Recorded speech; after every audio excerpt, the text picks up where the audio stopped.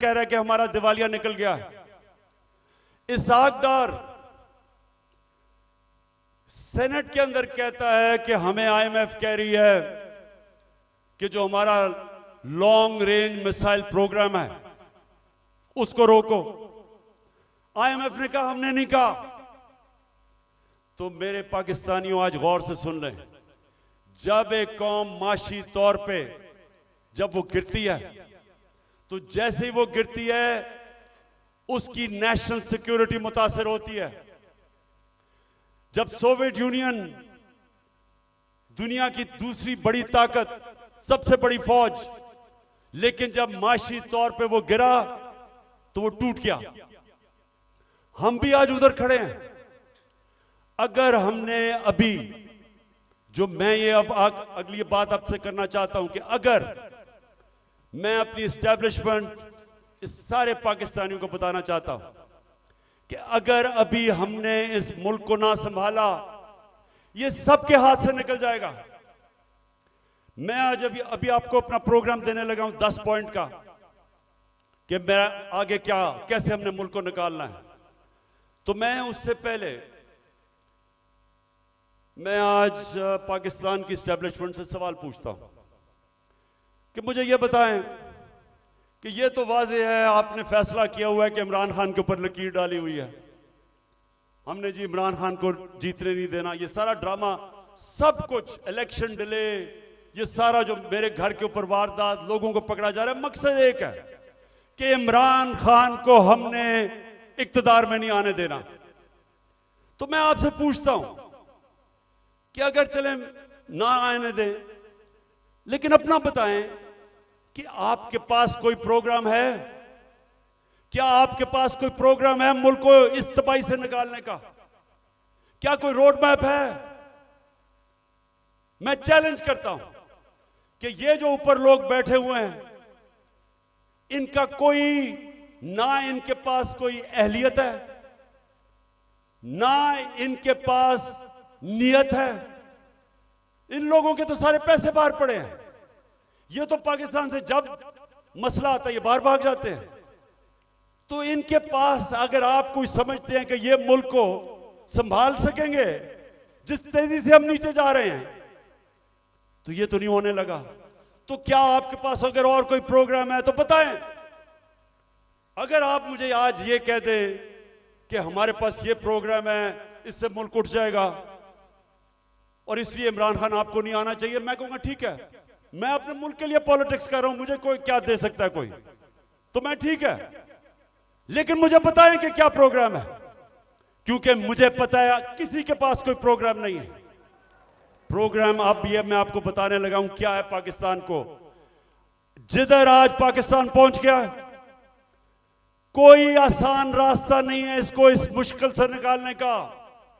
अब सारे मुश्किल फैसले हैं, लेकिन मुश्किल फैसले वो कर सकता है जिसके पास पब्लिक मैंडेट हो, जो इलेक्शन से पब्लिक की वोट के जरिए आया हो, जिसको पब्लिक जिस पे एतमाद करे, वो बड़े बड़े फैसले करेगा। वो इस मुल्क को जब तक एक वो जमात जो गवर्नमेंट में आएगी पब्लिक के मैंडेट से, पब्लिक की वोट से, वो पहला कदम होगा। क्योंकि जब एक 5 साल के लिए हुकूमत आएगी तो लोगों को, बिजनेस कम्युनिटी को एतमाद होगा कि पॉलिटिकल स्टेबिलिटी आ गई है। उसके बाद अगला स्टेप होगा। और मैं आज आपको बताऊं कि हमारा मसला क्या है। हमारा 2 मसले हैं। हम जितने भी पैसे टैक्स से इकट्ठे करते हैं वो काफी नहीं है, हमारे खर्चे बहुत ज्यादा हैं। हमें कर्जों के ऊपर किस्तें देनी पड़ती हैं, वो बढ़ती जा रही हैं। तो हमारे पास इतना पैसा नहीं है और हम शुरू ही करते हैं, हम शुरू ही होते हैं खसारे से और हमें कर्जे पे मुल्क चलाना पड़ता है। ये पहला मसला है। दूसरा मसला है कि जो डॉलर्स मुल्क में आते हैं उससे बहुत ज्यादा डॉलर्स मुल्क से बाहर जाते हैं। हमारे पास डॉलर की कमी है, जिसको करंट अकाउंट डेफिसिट कहते हैं। हमने कभी माजी में कोशिश ही नहीं की अपनी एक्सपोर्ट्स बढ़ाने की।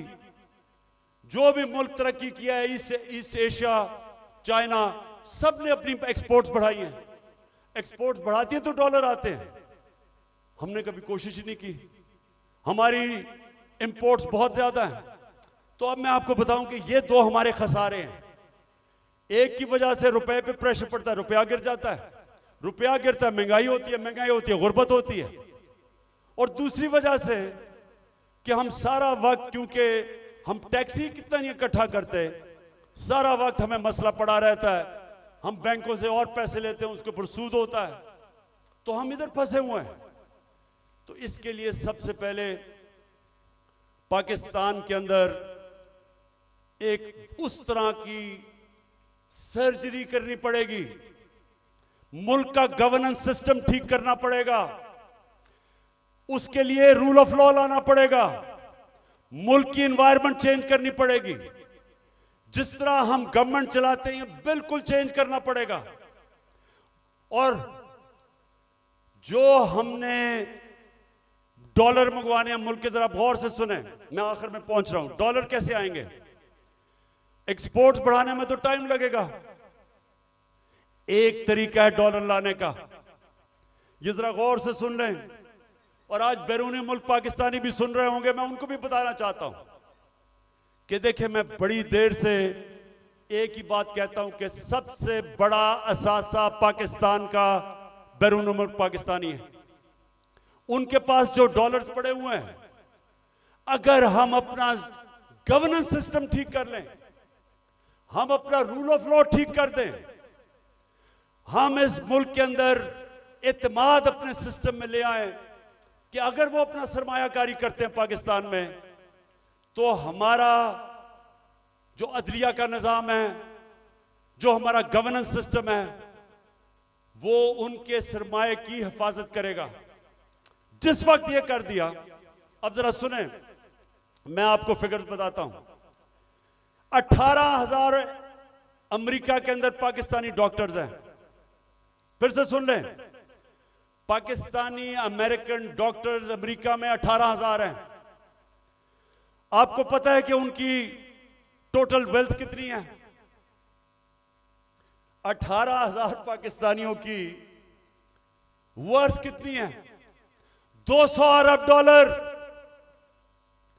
200 अरब डॉलर।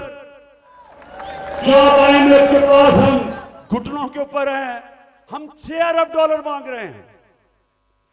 200 अरब डॉलर 18,000 पाकिस्तानी अमेरिकन के हैं। हमारे जो 10 पाकिस्तानी अमेरिकन टॉप बिजनेसमैन हैं, सिर्फ 10, आपको पता है उनके पास उनकी वर्थ क्या है? 25 अरब डॉलर। 25 अरब डॉलर। तो 6 अरब डॉलर के पीछे हम आज IMF के पीछे हैं। आपको पता है कि इस मुल्क से सिर्फ दुबई में, यह ब्लूमबर्ग की रिपोर्ट है कि इस मुल्क से सिर्फ दुबई में चंद सालों में पाकिस्तानियों ने कितनी प्रॉपर्टी ली है? 10.4 अरब डॉलर। यह ब्लूमबर्ग की रिपोर्ट है। तो पाकिस्तानी अमीर हैं, मुल्क गरीब है। और इसके लिए हमने वो सिस्टम बनाना है। जब तक वो माहौल नहीं बनेगा जिसको एनेबलिंग एनवायरनमेंट कहते हैं, हम इनका पैसा नहीं ला सकते। ये अभी तक सिर्फ प्रॉपर्टी में पैसा लेते हैं, प्लॉट्स लेते हैं, लेकिन जब तक वो सरमायाकारी पाकिस्तान में नहीं करेंगे, हम इसी तरह ही घुटनों के ऊपर रहेंगे। जिस वक्त हमने अपना सिस्टम ठीक कर लिया, उन्होंने सरमायाकारी शुरू कर दी पाकिस्तान में, आप यकीन करें कि वो उनको देखते हुए सारी दुनिया से सरमायाकारी आएगा। यहां जो चाइना कैसे ऊपर गया? चाइना ने सबसे पहले अपना सिस्टम ठीक किया। उसके बाद जो बैरून मुल्क चाइनीज थे वो वापस आए, उन्होंने सरमायाकारी की। जब सरमायाकारी शुरू हुई तो वो इस तरह है कि जिस तरह शहद के ऊपर मक्खियां आती हैं, सारी दुनिया से सरमायाकार आ गया। 30 साल में चाइना किधर का किधर पहुंच गया, क्योंकि उधर लीडरशिप समझी कि जब तक हम अपने मुल्क का जो सरमायाकारी का माहौल है वो ठीक नहीं करेंगे तो सरमायाकारी नहीं आने लगी। तो पाकिस्तान में तो सरमायाकारी आती नहीं है, क्योंकि प्लॉट बेचारा ओवरसीज पाकिस्तानी लेता है, उसमें भी कब्जा हो जाता है। वो कौन फैक्ट्रियां लगाएगा यहां? तो ये मैं सबसे पहले कि हमने ओवरसीज का पाकिस्तानियों का पैसा लेना, एक प्लान बनाया हुआ है हमने, कैसे उनकी इन्वेस्टमेंट लेके आनी है। तो ये पूरा एक प्लान बनेगा कि कैसे गवर्नेंस सिस्टम ठीक करनी है। 3.5 साल में हमें पड़ी, शुरू में तो हमें समझ ही नहीं थे कि क्या हालात है। तो इंशाल्लाह एक तो वो पहले, फिर दूसरा हमने पाकिस्तान के अंदर लॉन्ग टर्म, मिडिल और लॉन्ग टर्म प्लानिंग, एक्सपोर्ट्स, एक पूरा मुल्क को लगाएंगे एक्सपोर्ट्स के ऊपर। एक्सपोर्टर्स को वीआईपी बनाएंगे। जो मुल्क में डॉलर चीजें बेच के डॉलर लेके आएगा उनके लिए सहूलतें देंगे। हमने दी थी और इसकी वजह से हमारी रिकॉर्ड एक्सपोर्ट्स थी जब हमारी गवर्नमेंट गिराई गई है।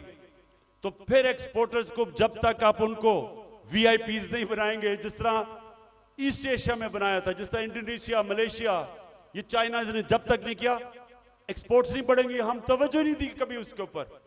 फिर आईटी, हिंदुस्तान की 140 अरब डॉलर की आईटी एक्सपोर्ट्स है, हमने कभी तवज्जो ही नहीं दी। हमने जब दी थी तो 2 सालों में 70% हमारी आईटी की एक्सपोर्ट बढ़ गई थी। उनको हमने उठाना है, क्योंकि फ्यूचर टेक्नोलॉजी का है। तीसरी चीज, टूरिज्म। पाकिस्तान के पास कभी हमने तवज्जो नहीं दी। ये मुल्क, और हमारी बदकिस्मती के 2 साल कोविड हो गया, कोरोना हो गया, उसके बाद टूरिज्म खत्म हो गई। तो इंशाल्लाह पूरा मेरा प्लान है कि इस बार इंशाल्लाह अल्लाह ने मौका दिया, कैसे टूरिज्म उठाएंगे। उसके अलावा हमने कभी तवज्जो ही नहीं दी मदनियात पे, मिनरल्स पे।